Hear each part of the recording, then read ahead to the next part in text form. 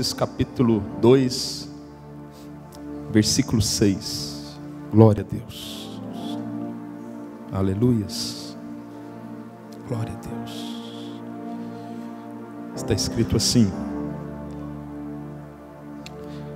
ora, como recebestes a Cristo Jesus, o Senhor, assim também andai nele. Feche os seus olhos por mais um momento.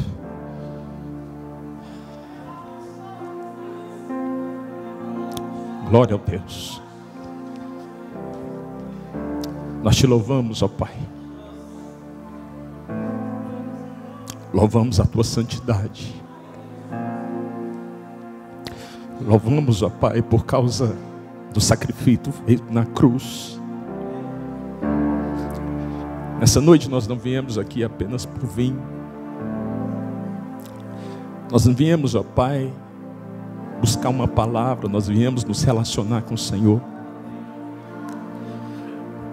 O Senhor não precisa bater nessa noite, porque nós abrimos a porta.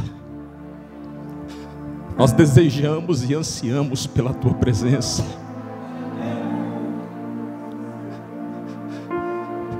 Nós te amamos, Deus. Nós não queremos fazer ilustrações de um altar apenas. Nós queremos ter uma vida de louvor para louvor da tua glória. E que nessa noite, ó Pai, o Senhor tenha liberdade para se movimentar entre nós e também através de nós. Toma o teu lugar que é de direito. Nós entregamos o governo, entregamos a chave deste ambiente ao Espírito do Senhor. Declaramos em nome de Jesus que aquilo que é promessa, aquilo que está escrito na tua palavra se cumpra nos nossos dias. Nós não queremos ver a próxima geração, ó Pai, viver aquilo que o Senhor sonhou para nós. Nós queremos ser a geração que o Senhor sonhou que sejamos. Por isso, meu Deus, desperta-nos, ó Pai. Desperta-nos, ó Deus. Desperta-nos, ó Pai, para que possamos em nossa intimidade, aonde ninguém está vendo, nos tornarmos quem o Senhor tem sonhado que sejamos. Por isso, meu Deus, nessa noite nós não te pedimos coisas, mas nós imploramos pela tua presença sobre este ambiente. Nós trocamos todas as coisas pela presença. Nós queremos a glória, Deus. Devolve-nos a glória. Devolve-nos, ó Pai, a glória. Porque nós não estamos aqui por causa de alguma coisa. Nós estamos aqui por causa do Senhor.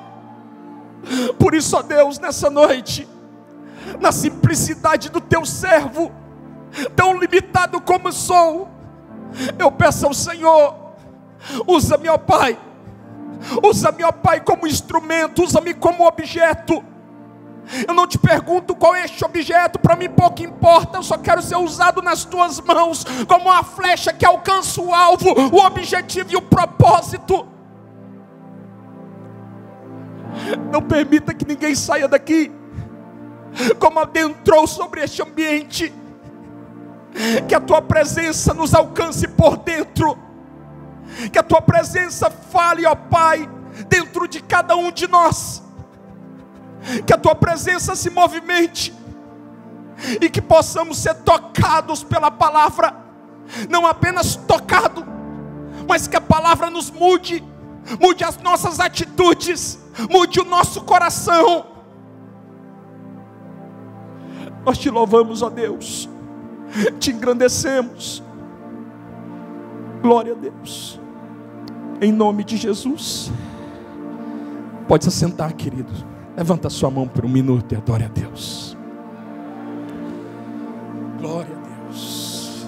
Louvado seja o Senhor, amém. Glória a Deus. Nessa noite eu não quero ser longo. Eu quero falar sobre algo que o Senhor tem falado profundamente ao meu coração nesses últimos dias. Algo que eu estou determinado a viver. Algo que eu estou me esforçando para viver. Glória a Deus. O texto que eu acabei de ler foi escrito pelo apóstolo Paulo. Apóstolo esse que também era chamado de apóstolo da graça. O apóstolo Paulo direcionou esta mensagem com um propósito estabelecido no seu coração. O apóstolo ansiava, ele desejava ver o crescimento espiritual dos colossenses. Ele tinha uma meta no seu coração, ele desejava ver aquele povo se desenvolvendo espiritualmente. Nesse versículo, de forma específica, a existência de dois verbos. Primeiro, o verbo receber. E depois, e não menos importante, o verbo andar. Tenhamos discernimento nessa noite. Uma coisa é eu receber Jesus como meu único Salvador. E outra coisa bem diferente é andarmos como Jesus andou. É andarmos nele. Nessa última década, eu acredito que em nossa nação, em todas as noites de culto, não apenas na cidade de Goiânia, tampouco no estado de Goiás, mas em toda a nação brasileira, centenas e milhares de pessoas todos os dias têm recebido a Cristo como seu único Salvador. Mas o que me preocupa e que é digno de advertência, que é digno de pararmos para pensar nessa noite, é que a grande maioria das pessoas que têm recebido Jesus como seu Salvador, apenas um pequeno percentual de pessoas tem tido discernimento que é necessário também andar como Jesus andou. É necessário também ter a vida em retidão, em santidade, como Jesus, enquanto o homem estava na terra, nos deu exemplo. Há pouco tempo atrás eu tive acesso, pastores, principalmente, que é digno do nosso esforço em oração, a uma pesquisa realizada pelo Instituto IBGE. E essa pesquisa me chocou. Nós vivemos hoje na nação brasileira 190 milhões de brasileiros hoje vivem no Brasil. De acordo com o IBGE, 25% da nação brasileira recebeu a Cristo como seu único e suficiente Salvador. Matematicamente falando, nós somos mais de 47 milhões de brasileiros que receberam a Cristo. Nós não temos falhado no pregar a palavra em nossa nação. Nós não temos falhado no propósito de evangelizar a nossa nação, porque as pessoas têm crido e têm aceitado a Jesus como seu Salvador. Mas uma segunda estatística dramática, realizada também pelo instituto chamado IBGE, provocou dentro de mim uma preocupação extrema, e me fez entender um pouco daquilo que o apóstolo Paulo, há anos atrás, estava se preocupando acerca da cidade e do povo de Colossenses. O IBGE descobriu que desses 47 milhões de brasileiros cristãos que receberam a Jesus como seu Salvador, existe dois tipos de pessoas inseridos dentro dessa categoria: os evangélicos praticantes e os evangélicos não praticantes. E eles chegaram a uma conclusão, que 50% dos evangélicos no Brasil, ou seja, da massa dos 47 milhões, são evangélicos que não praticam a palavra que tem recebido na casa do Senhor. Diga comigo, misericórdia. Nós precisamos entender uma verdade absoluta.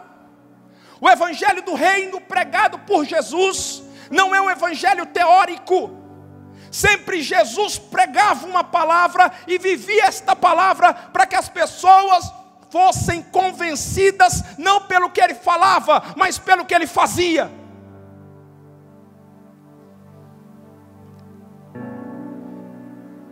Mateus capítulo 7, versículo 24, conta-nos uma parábola. Está escrito assim: todo aquele, pois, que ouve estas minhas palavras, diga comigo, e as pratica, mais forte, as pratica, será comparado a homem prudente, que edificou a sua casa na rocha. Versículo 26, e todo aquele que ouve estas minhas palavras, e não as pratica, é comparado a um homem insensato, que edificou a sua casa na areia.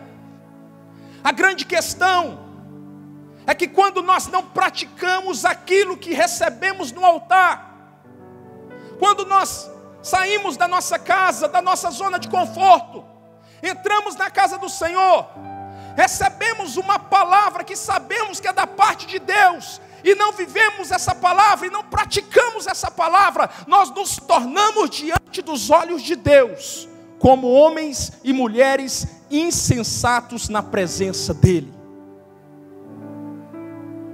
O homem prudente,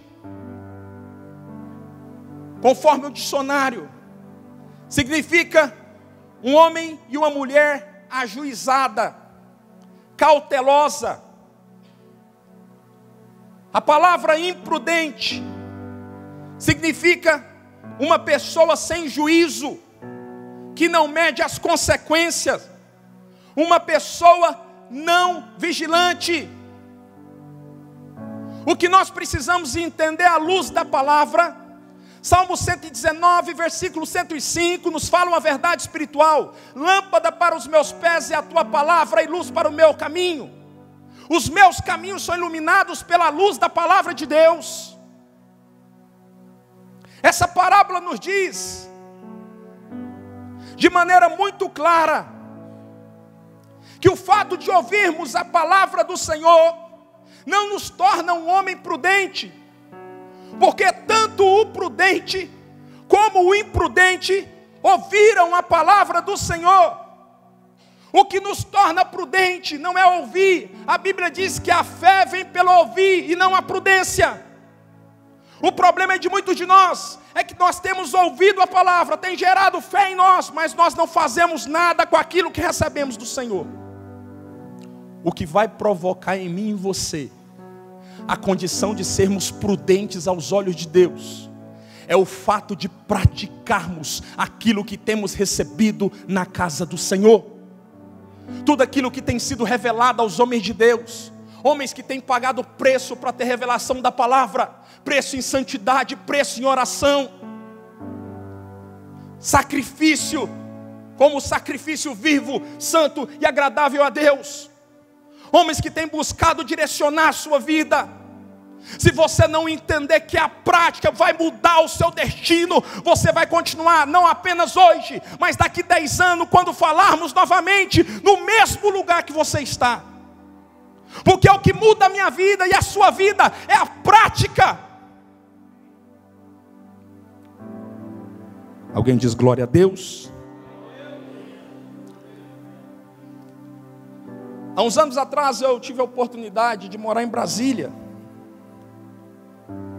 E eu me lembro que, naquele período, eu morei 2 anos ali, pela segunda vez.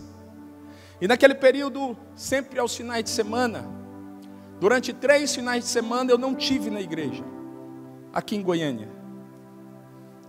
E eu tive numa grande igreja, fisicamente falando, em Brasília. E eu tomei nota de uma experiência que estava sendo feita por um canal de TV gospel.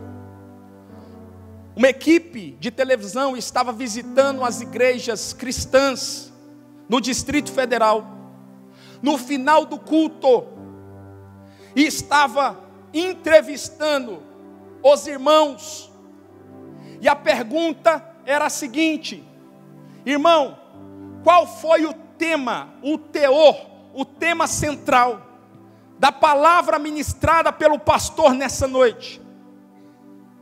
Mais de 90% dos irmãos entrevistados no Distrito Federal não sabiam sequer o texto base utilizado naquela noite para a base da ministração.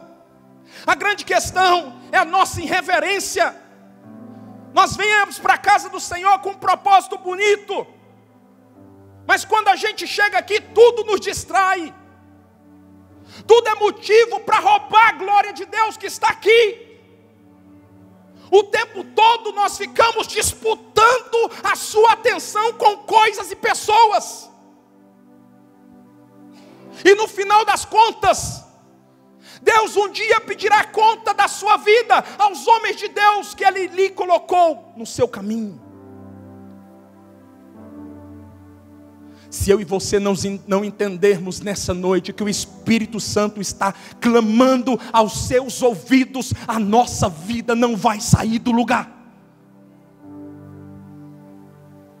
Nós não temos parte com este evangelho de oba-oba. Este evangelho que as pessoas fazem o que querem na casa do Senhor e a santidade de Deus nos é tirada. Nós estamos preocupados sim, se algumas pessoas querem saber com a glória de Deus.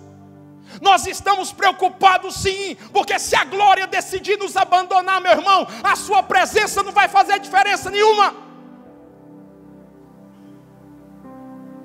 Que nós possamos a partir de hoje sermos reverentes na presença do Senhor.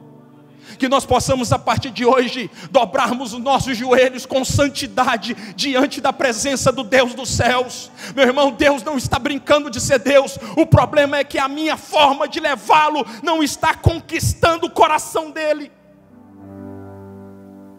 Mateus 25, versículo 1, se você puder, abra comigo. O Espírito Santo está aqui, glória a Deus. Deixa eu pedir algo para você, olha para mim aqui, por favor. Receba essa palavra em amor, amém? Há 4 dias eu estou debilitado. Eu pensei que eu não ia conseguir estar aqui hoje. Eu nunca tive uma debilitação tão difícil. A minha carne tremer. Eu pensei em ligar para o pastor Carlos hoje umas 5 vezes. Mas o Espírito Santo disse não. E eu não vim aqui para impressionar ninguém. Tampouco falar daquilo que eu acho. O Espírito Santo me comunicou essa palavra. E eu fui o primeiro a ser exortado por ela. Por isso receba em amor em nome de Jesus. Amém? Mateus capítulo 25. Está escrito assim, versículo 1.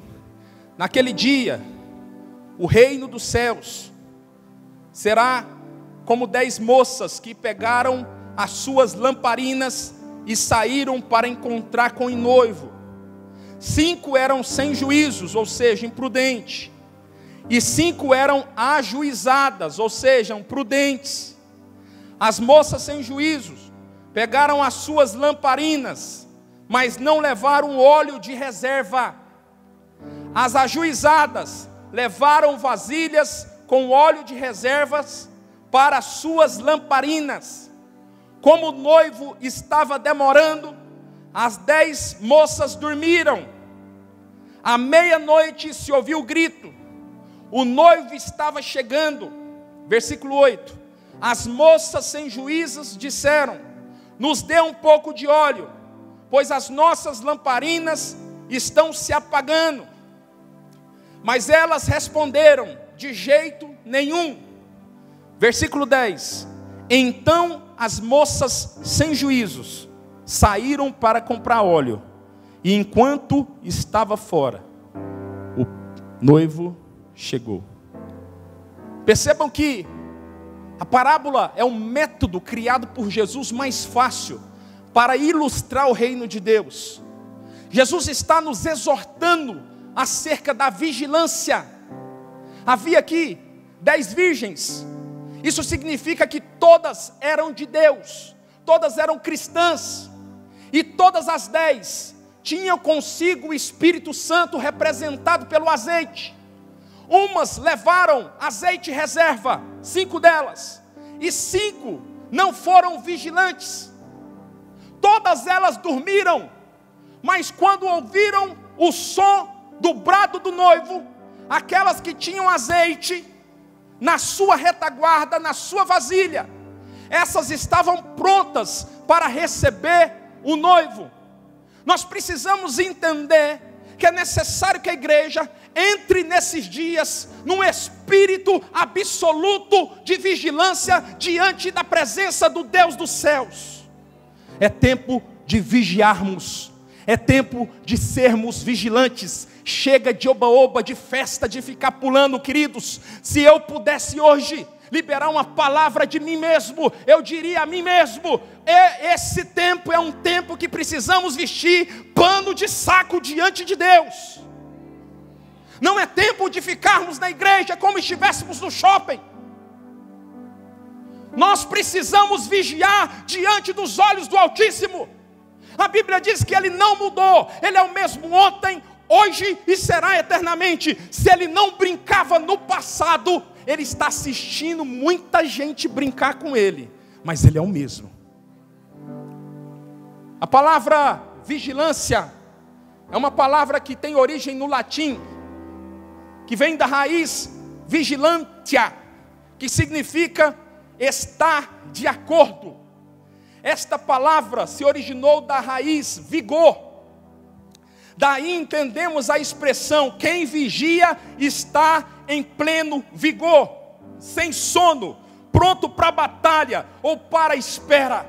É isso que o Espírito de Deus quer fazer comigo e com você. Deus quer nos colocar numa condição espiritual, que estejamos prontos para a batalha. Sabe por quê? Porque a minha luta e a tua luta não é contra a carne, não é contra sangue, mas é contra principados e potestades. E quando nós ficamos aí, muitas vezes brincando com as coisas do céu, o diabo está cirindando na tua casa, brincando com seus filhos, brincando com teu marido, e nós estamos assistindo de qualquer forma. Nós precisamos vigiar. É um alerta do Espírito para nós. Eu tenho ouvido muitas pessoas falar: cadê as pessoas? Cadê as pessoas? Você e eu precisamos começar em mim, começar em você. Não se preocupe com o outro, porque a Bíblia diz assim: um cego não possui capacidade para guiar outro cego. É tempo de preparação. Deus está preparando a minha vida, Deus está preparando a tua vida, para que daqui a um tempo nos tornemos fortes o suficiente para resgatar aqueles que se foram. Eu não quero ser longo nessa noite, eu quero falar só aquilo que o Espírito Santo plantou no meu coração. Eu quero falar hoje sobre 3 práticas indispensáveis para que permaneçamos nele, para que permaneçamos em Cristo Jesus. A primeira prática indispensável que eu e você precisamos entender. Eu estava falando com o Espírito Santo agora à tarde, passando muito mal. Eu estava no meu quarto e eu falei: Espírito Santo, não tem como o Senhor liberar uma palavra nova, uma revelação nova? Essa todo mundo já sabe, mas o grande teor é cumprirmos na prática aquilo que está sendo ministrado no altar. Entenda que a grande diferença, o grande movimento que Deus vai fazer na sua vida, vai ser a partir do momento que você falar assim: levantar-me-ei e irei ter com meu Pai. A partir do momento que você se movimentar e falar assim: a partir de agora eu vou cumprir a palavra de Deus, não apenas na casa do Senhor, mas quando eu estiver fora dela também. A primeira prática indispensável para permanecermos nele: prática da leitura diária da palavra. Mateus 22, 29 é um texto muitíssimo conhecido. E diz assim: errais não conhecendo as Escrituras, tampouco o poder de Deus. O grande problema nosso é que a gente ouve falar, mas a gente não pratica o relacionamento diário com a palavra. Eu ouço muitas pessoas falarem assim: pastor, mas eu não consigo ter prazer quando eu estou lendo a Bíblia. A primeira coisa que você não pode se preocupar é com o prazer, porque o prazer é uma consequência do hábito. Olha o que está escrito na palavra de Deus. Diz a Bíblia no Salmo 1, versículo 4. Davi está falando: antes o seu prazer está na palavra do Senhor, porque ele meditava nela de dia e de noite. Olha só o hábito. O hábito de Davi era o quê? Meditar de dia e de noite.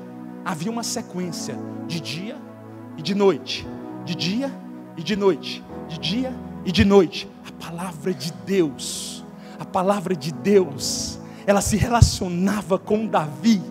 Davi tinha uma experiência diária com a palavra, por isso que havia prazer. O problema de muitos de nós é que nós só lemos a palavra na casa do Senhor e queremos ter revelação.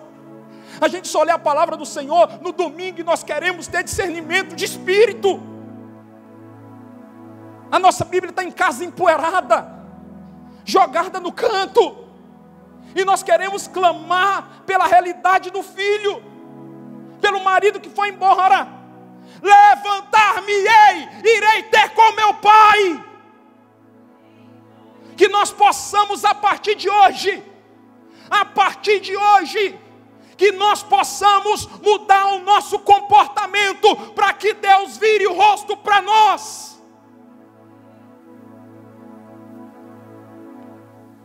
De acordo com a ciência, após 21 dias, você pode tornar qualquer coisa na sua vida um hábito. Após 21 dias, você pode tornar qualquer coisa um hábito. A ciência não diz que após 21 dias, você pode tornar qualquer coisa um prazer. Eu vou dar um exemplo para vocês. Há 20 anos eu não faço nenhuma atividade física. Depois que eu comecei a trabalhar no varejo, eu nunca mais fiz atividade física. Há uma semana atrás, eu comecei a me sentir cansado, e eu sou bem ativista, e eu procurei uma especialista, e ela foi medir o nível de gordura do rapaz, e as coisas estavam fora do eixo. E a especialista olhou nos meus olhos e falou assim: começa e faça disso um hábito, e daqui um bom tempo, um longo tempo, isso se tornará um prazer. O problema é que nós queremos o prazer antes do hábito, e a ordem natural das coisas é o hábito antes do. Que nós possamos começar a partir de hoje, entendendo que nós precisamos viver esse hábito. A Bíblia diz que o verbo, que a palavra se fez carne e habitou entre nós, cheia de graça e de verdade, e vimos a glória do Pai manifesta no Filho. Eu e você precisamos entender que quando eu me relaciono com a palavra, eu estou me relacionando com o Filho, eu estou me relacionando com o próprio Deus. Há muitas pessoas que olham a palavra como um livro. Há um grande equívoco. A palavra é o próprio Cristo.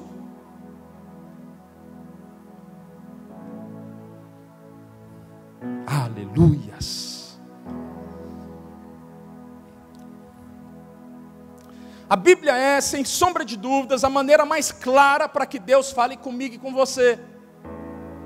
Fala para quem está do seu lado: Deus quer falar com você. Agora fala de novo, então leia a Bíblia. A segunda prática indispensável para que permaneçamos nele. Diga comigo: prática da oração. Olha o que está escrito em Lucas, o Evangelho segundo escreveu Lucas, capítulo 18, versículo 1. Olha para mim, por favor, eu vou falar. O texto está escrito assim: e disse Jesus. Quem está falando? Dá uma olhada para mim. A Bíblia é um livro que o Espírito Santo se envolveu com o homem, trouxe revelação ao homem, para que o homem escrevesse esse livro. Mas de repente, o próprio inspirador, que é o próprio Deus, decidiu escrever no livro. Todas as vezes que você ouvir a palavra e disse Jesus, e disse Deus, abra o alerta dentro de você, porque isto é muito, muito, muito importante. E esse texto de Lucas 18, quem está falando não é o apóstolo Paulo, tampouco o apóstolo Pedro. Quem está falando é Jesus. E disse Jesus sobre o dever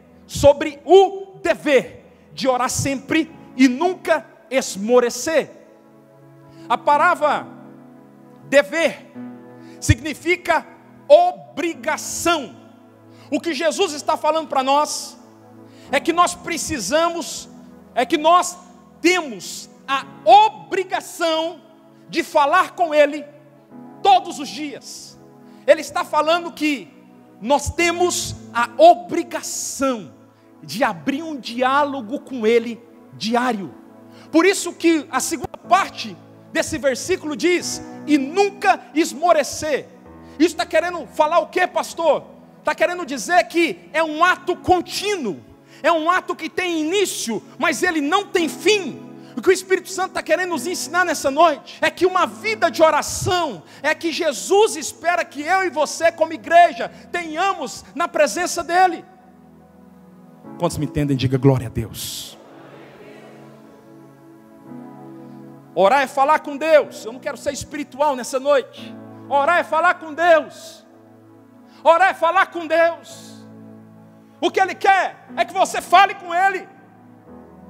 Ele não está muito preocupado com aquelas orações da hora de dormir, não, queridos. Ali só há a presença da alma. Tem muita gente na casa do Senhor que se lembra muito bem dos direitos que a palavra estabelece sobre si. Agora nos esquecemos muito rápido dos deveres, das obrigações que o próprio Deus estabeleceu a favor de nós, como igreja. Nós precisamos orar. A nossa disciplina de oração irá revelar o nosso nível de relacionamento com Deus. O fato de você orar na casa do Senhor não significa que você tem uma vida de oração disciplinada. Irmãos, o que nós precisamos entender é mais ou menos aquela questão da festa. Eu aprendi com a minha avó que a gente sempre tem que comer antes de ir para a festa, para a gente não chegar com fome na festa e não fazer feio. O problema é que a gente fica o mês inteiro sem orar. Quando a gente chega na casa do Senhor, na hora da palavra, nós estamos orando. Por quê? Porque nós entendemos de maneira equivocada que esse ambiente é o ambiente que Deus preparou para que a gente seja espiritual. Não, não, não. Sabe o que está escrito na palavra de Deus em Mateus 6,6? Estabeleça uma rotina secreta com Deus. Quando você orar, entra no teu quarto, fecha a porta do teu quarto, e o teu pai que em secreto te vê, te recompensará. O que ele está falando para mim e para você, é que ele tem expectativa que você tenha uma vida secreta com ele. Você já viu quando eu casei com minha primeira namorada, minha esposa. Eu lembro que, muito pobre, na época eu custei ter um celular, aquele pré-pago, e eu me lembro que ela que me deu, e eu saía lá para o cantinho, porque eu não tinha um quarto, meu quarto era a sala, e eu me lembro que eu ia para o cantinho, do lado de fora do barracão que eu morava, e eu ficava conversando com ela, em secreto. E eu falava coisas para ela, ela falava para mim. Ela estava no quarto dela, eu estava no secreto, escondido de todo mundo, para ninguém ouvir. É isso que Jesus espera de nós, queridos. É isso que Ele espera de nós. Chega de só pedir, queridos. Eu estou falando debaixo do temor do Espírito Santo. Deus não suporta mais esse relacionamento. Um dia eu aprendi que o sol nasce sobre justos e injustos. Isso mudou a minha história. Isso mudou a forma de eu me relacionar com Ele. Porque eu só me relacionava com Deus pedindo coisas. Até eu entender que os homens mais ricos da terra não eram cristãos. Eu comecei a olhar para a misericórdia de Deus e vê-lo no outro âmbito. Deus é muito mais do que dinheiro, Deus é muito mais do que coisas. Há um relacionamento profundo, esperando por você. O que Ele almeja nessa noite é se comunicar com você de uma maneira tão clara, mas tão clara, mas tão clara, que você não saia daqui apenas como ouvinte da palavra de Deus, se tornando mais uma vez um homem imprudente, mas que você saia daqui como ouvinte, se tornando um homem prudente, que vai praticar a palavra de Deus e que vai mudar de vida para louvor da glória dEle. Essa é a expectativa de Deus para mim e para você nessa noite.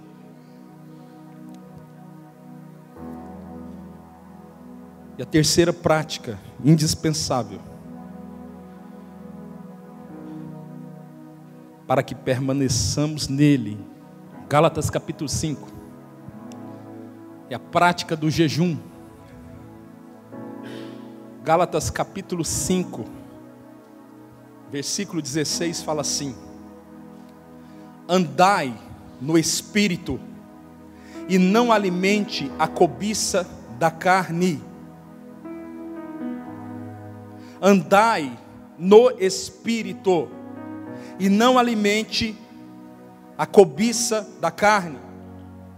O que nós precisamos compreender, que é algo simples, mas é espiritual, é que nós temos uma natureza caída, que nos conduz, se permitirmos, sempre para longe dos caminhos do Senhor. O fato de você jejuar não vai fazer Deus olhar mais para você. O fato de você jejuar não vai tornar você um homem melhor. O propósito é o fato que quando eu tomo a decisão de abrir mão do alimento, eu estou dizendo ao meu espírito, eu estou entregando o controle do meu corpo a você. Dirija o meu corpo, dirija as minhas emoções, dirija as minhas intenções. Nós precisamos entender que quando eu enfraqueço a minha natureza, o Espírito que mora em mim, como está escrito através de 1 Coríntios capítulo 3, versículo 16, não sabeis vós que o vosso corpo é templo do Espírito de Deus, e que Ele mesmo decidiu morar em você? Significa que o Espírito está em você. E nós precisamos ter a atitude de permitir que esse Espírito comande o nosso corpo. Isaías capítulo 58 fala-nos do modelo do jejum que Deus recebe. E aquilo que um dia o Espírito Santo ministrou ao meu coração, eu quero resumir numa frase: é aquele jejum que não busca os seus próprios interesses, mas está aberto aos interesses de Deus. A todo tempo a gente percebe pessoas jejuando para poder conquistar coisas. Não é esse o objetivo do jejum.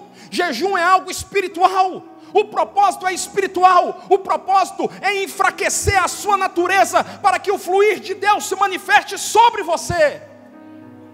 Esse é o propósito do jejum. Mateus capítulo 4, versículo 1, diz que Jesus jejuou por 40 dias no deserto. Atos capítulo 9, versículo 9, diz que o apóstolo Paulo jejuou por 3 dias e 3 noites.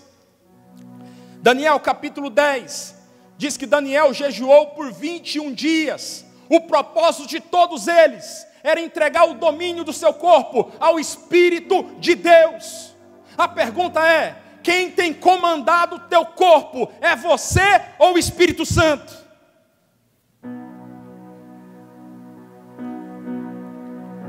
Sabe quando eu sei que o Espírito Santo que está comandando?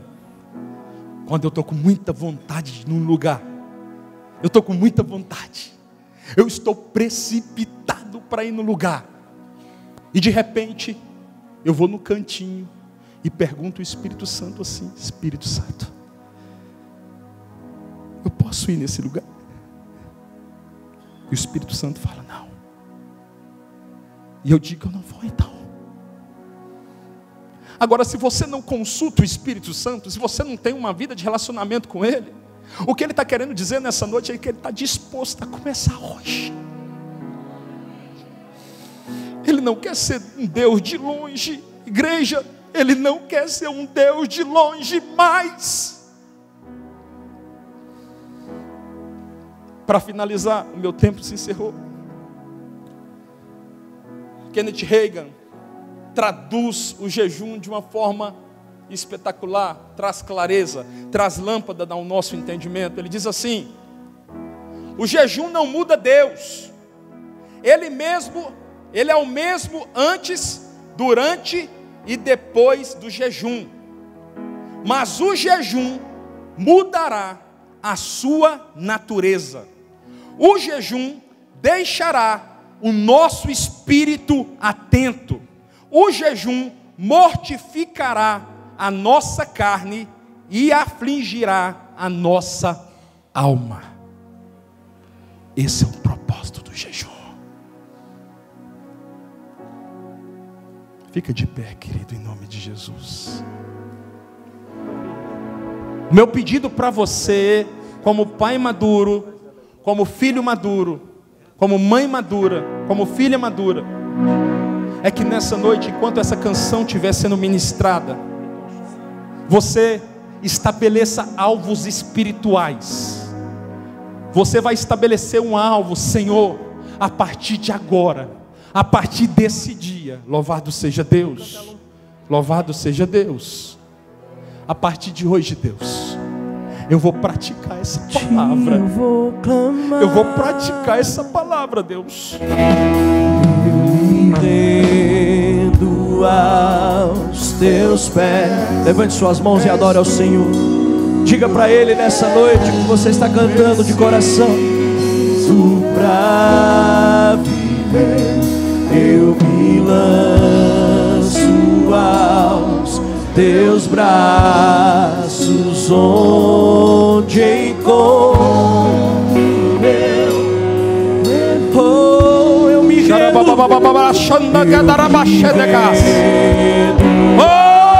teus pés. És tudo teu. Solta o leão que habita em você nessa noite. Glorifica o Pai, glorifica a Deus. Diga para Ele: eu estou de volta, eu estou de volta. Te encontro refúgio.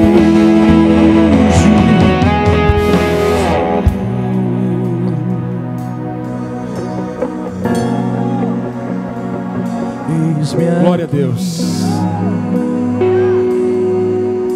Feche os seus olhos. Eu não vou encerrar, eu vou apenas fazer uma pequena oração. Eu quero profetizar que Deus vai mudar a rota da tua vida como Ele está mudando a minha. Aleluia! Como Deus está mudando a rota da minha vida e tem me custado tudo. Não tem me custado alguma coisa, tem me custado tudo. Feche os seus olhos. Senhor Jesus,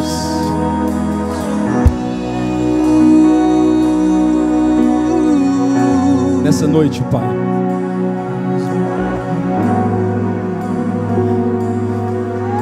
eu tenho certeza que aquilo que o Senhor falou comigo, eu fui fiel. Eu não falei uma palavra a mais do que o Senhor falou, mas eu quero profetizar uma mudança de rota sobre a igreja Catedral da Família. Deus, pega-nos por dentro, Deus.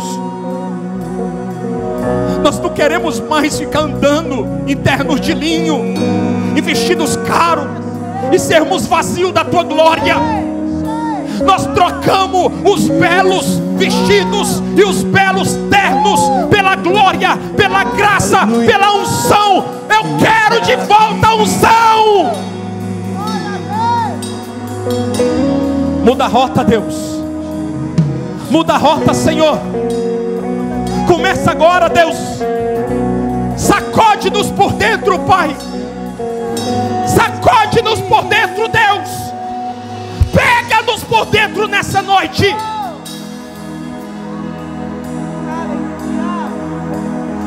Esse homem que não ora a partir de hoje vai orar.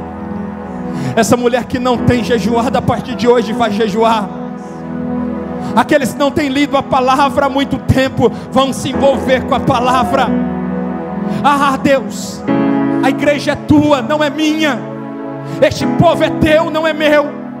Eu apenas, como ministro do teu evangelho, libero uma palavra de mudança de caminhos, de mudança de rota. Eu quero profetizar que a partir deste dia, que a partir desta noite, Deus vai mudar a rota da igreja Catedral da Família. A glória de Deus virá sobre nós.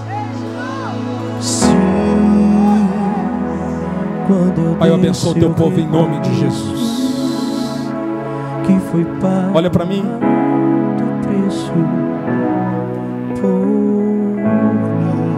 Sabe quando essa igreja será uma igreja cheia da glória de Deus?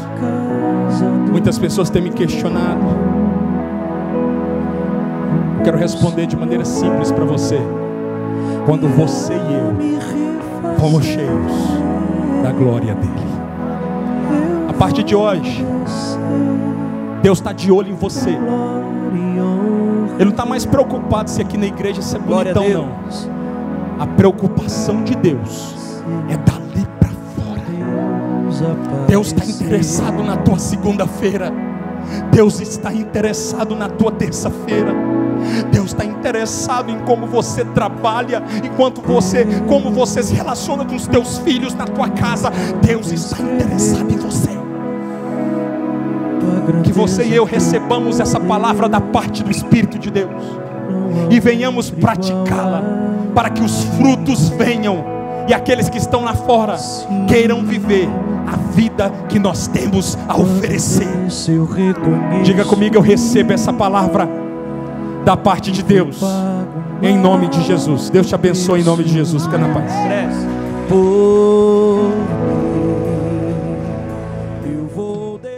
Uma igreja alegre, participativa.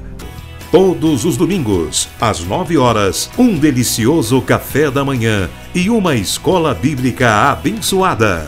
Às 18 horas, culto da família. Segunda, às 14 horas, Manancial Feminino. Terça-feira, às 20 horas, Homem de Verdade e Mulher Ideal. Quarta-feira, às 19h40, culto de ensino, além de uma programação semanal para todas as idades. O nosso sonho é expandir o reino de Deus e chegar a todas as nações do planeta Terra. E eu quero convidar você a fazer parte desse grande projeto que com certeza Deus vai te abençoar. Catedral da Família.